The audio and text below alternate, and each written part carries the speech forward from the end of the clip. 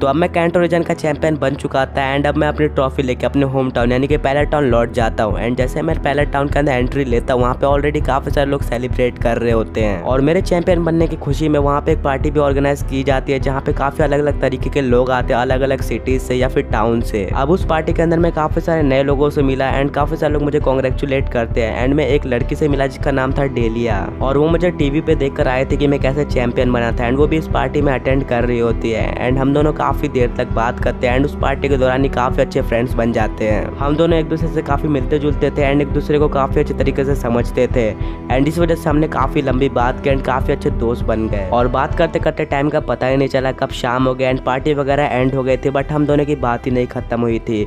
तो इसलिए डेली अब अपने घर पे चली जाती है, बट उसी दिन से हम दोनों काफ़ी अच्छे दोस्त बन गए एंड हम डेली बात करते थे। अब हमारी दोस्ती इतनी ज़्यादा हो चुकी थी कि हम लोगों ने मैरिज करने का यानी कि शादी करने का डिसाइड कर लिया था।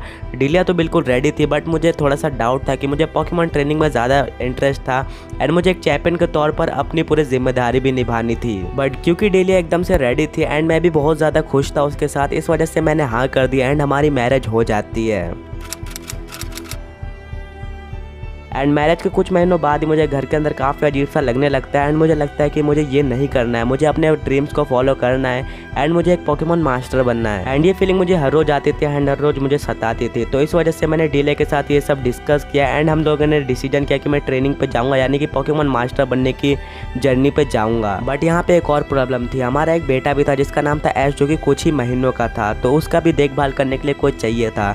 बट फिर भी हम लोग ने डिसाइड कर लिया था, तो मैं अपने पोकेमॉन ट्रेनिंग पे निकल गया एंड अब मुझे पता था कि मुझे कहाँ जाना है एंड मुझे क्या करना है। मुझे जाना था पोकेमॉन वर्ल्ड चैंपियनशिप में, जहाँ पे अलग अलग रीजन के अलग अलग चैंपियंस आएंगे एंड मुझे उसके अंदर कम्पीट करना होगा। एंड मैं जब सबको हरा लूंगा तो मेरी एक फाइनल बैटल होगी सबसे स्ट्रॉन्ग ट्रेनर के साथ, जो कि पोकेमॉन वर्ल्ड का सबसे स्ट्रॉन्ग ट्रेनर होगा। एंड उसको हराने के बाद मेरी ड्रीम पूरी हो जाएगी, मतलब कि मैं पोकेमॉन वर्ल्ड का सबसे स्ट्रॉन्ग ट्रेनर बन जाऊंगा यानी कि पोकेमॉन मास्टर। तो इसीलिए मैंने फैसला किया कि मैं धीरे धीरे रैंक अप करूंगा एंड 4-5 महीने तो मैं सिर्फ और सिर्फ ट्रेनिंग में ही ध्यान दूंगा एंड पोकेमॉन्स को पकड़ने पे ध्यान दूंगा, क्योंकि पोकेमॉन वर्ल्ड चैंपियनशिप को स्टार्ट होने के लिए काफ़ी टाइम था एंड इस वजह से मेरे पास भी काफ़ी टाइम था ट्रेनिंग वगैरह करने के लिए। इस वजह से मैं काफ़ी अलग अलग जगह ट्रैवल करने लगा सिर्फ नए पोकेमॉन्स को पकड़ने के लिए एंड ट्रेनिंग करने के लिए। एंड 2-3 महीने तो ऐसे बीत जाते ट्रेनिंग करने में एंड मैंने काफ़ी सारे नए पोकेमॉन्स पकड़ लिए थे एंड हर दिन की तरह एक दिन गुजर रहा था, तभी मुझे एक नदी के किनारे एक बॉटल देखने को मिलती है। मैंने उस बॉटल को उठाया एंड उसको खोला, तभी उस बॉटल के अंदर से एक रहस्यमय तरीके से पोकेमॉन निकलता है जो कि हूपा था। और तभी मैं वहाँ से भागने लगता हूँ कि ये पोकेमॉन मेरे ऊपर अब अटैक करने वाला, बट वो पोकेमॉन बिल्कुल भी अटैक नहीं करता है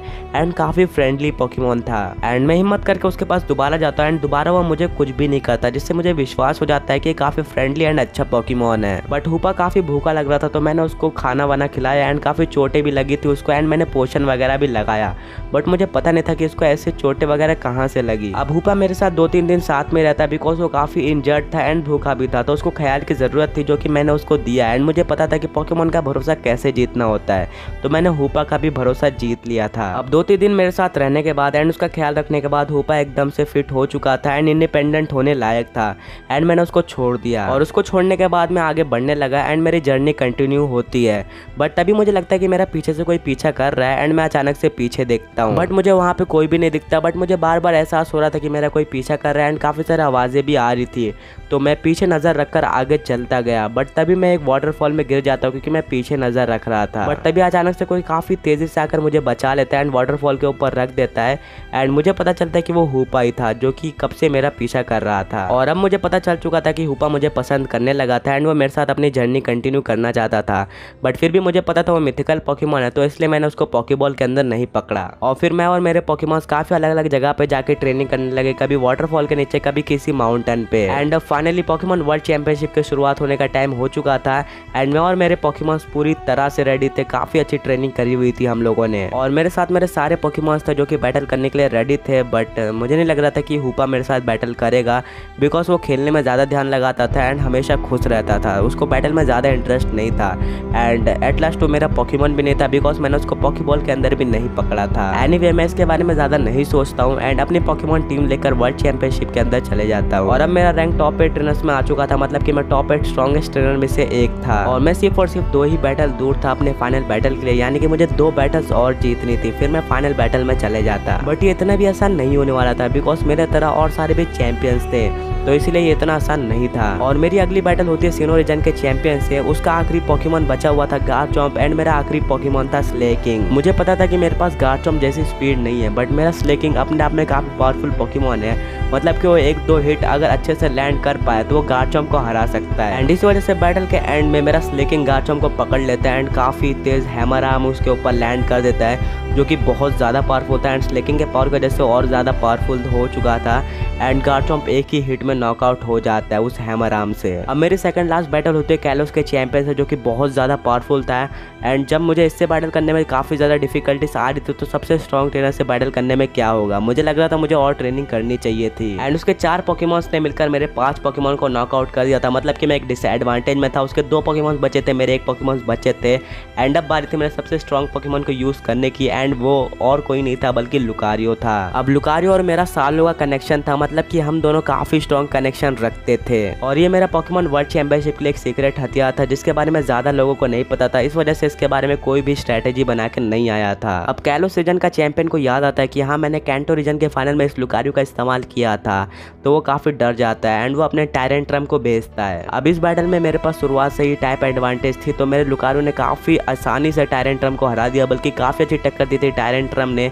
बट एट लास्ट मेरा लुकारियो जीत जाता है। अब कैलोस के चैंपियन का लास्ट पोकेमॉन देखने का वक्त आ चुका था एंड उसका लास्ट पोकेमॉन वो निकालता है, जो कि था सिल्वियन। अभी बैटल शुरू हो जाती है एंड सिल्वियन की स्पीड देखकर तो मैं चौंक ही गया था। एंड इवन यार उसका ट्रेनर उसको ऑर्डर भी नहीं दे रहा था, मतलब कि वो बिल्कुल आंखों के थ्रू उसका कनेक्शन बनाया हुआ था, तो इसलिए मुझे कुछ भी आइडिया नहीं लग रहा था कि वो क्या करने वाला है। बट फिर भी मैं और मेरा लुकारियो बिल्कुल भी कम नहीं थे, हम भी काफ़ी फास्ट थे एंड हम दोनों ने काफ़ी अच्छी टक्कर दी सामने वाले ट्रेनर को। बट सामने वाला ट्रेनर बहुत ज़्यादा पावरफुल था, जिसके मूव्स का हम अंदाज़ा नहीं लगा पा रहे थे कि वो क्या करने वाला है, तो इस वजह से मेरा लुकारियो नीचे गिर जाता है। एंड मेरे लुकारियो के साथ ही साथ मैं भी घुटने टेक देता हूँ। मुझे पता चल जाता है कि बैटल एंड हो चुकी है, मतलब मैं फाइनल ट्रेनर तक भी नहीं पहुँच पाया। बट तभी मेरे और लुकारियो में एक बहुत तेज़ ऑरा पावर आती है, मतलब कि ऑरा फीलिंग आती है। एंड अब ये बहुत ज़्यादा पावरफुल हो चुकी थी बिकॉज से काफ़ी सालों बाद आई थी कैंटो रीजन के बाद। एंड ये लिटरली एक कमबैक कर रहा था, मतलब हम दोनों एकदम से हार चुके थे, बट तभी लुकारियो उठ जाता है, जो कि काफ़ी अच्छा था। एंड सामने वाला ट्रेनर बिल्कुल चौंक जाता है, मतलब ये क्या था। और फिर मेरा लुकारियो को ऑरा स्पेयर मारता, जो कि बहुत ज़्यादा बड़ा था। एंड सिल्वियन भले ही फास्ट थी, बट उसके ऊपर ऑरा स्पेयर लग जाता है, जो कि बहुत ज़्यादा इफेक्टिव था। अब दोनों ही पोकेमॉन से एक दूसरे को काफ़ी अच्छी टक्कर दे रहे होते, बट इस बार बाजी अलग थी। मतलब मेरा लुकारियो उसको काफ़ी अच्छे तरीके से डोमिनेट कर रहा था। And at the end of the battle मेरा लुकारियो जीत जाता है सिल्वियन से, मतलब काफ़ी इजीली जीत जाता है ऑरा बॉन्ड में जाने के बाद। एंड तभी मैं और मेरा लुकारियो गले लगा लेते हैं एंड मैं बहुत खुश था जिस तरह से मैंने लुकारियो ने कमबैक किया था।